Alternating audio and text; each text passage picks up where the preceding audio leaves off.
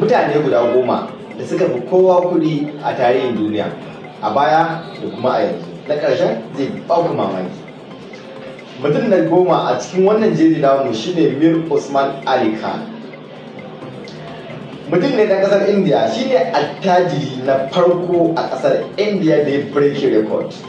Babban ɗan kasuwa ne wanda ya rayu a shekarar 1886 zuwa 1967, wanda ya mallaki dukiya da ta haura kimanin naira tiriliyan 350. Mutum na tara shine Elon Musk.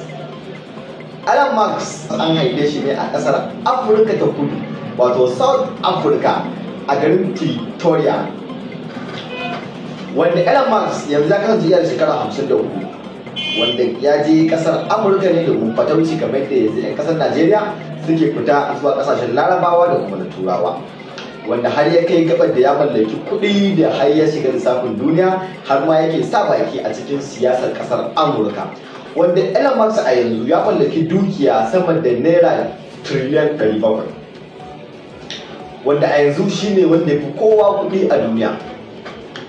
Mutum na 8 shine John D. Rockefeller.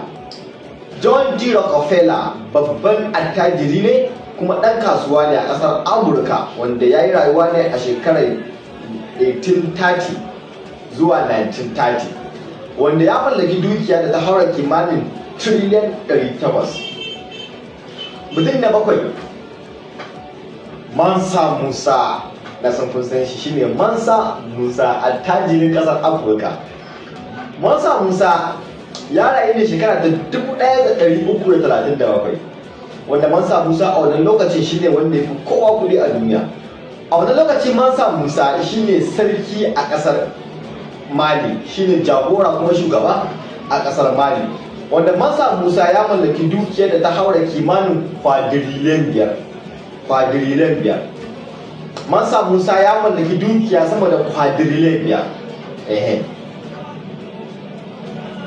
Mutum da 6 shine Julius Caesar. Ya kasance babban attajiri ne kuma ɗan siyasa kuma kwamandan yaƙi, saboda shi babban jarumi ne. Ya ɗaga shi ne iya ɗaga ɗaya daga cikin jagorori na daular Romawa. An haife shi ne shekara 100 kafin haihuwar Annabi Isa.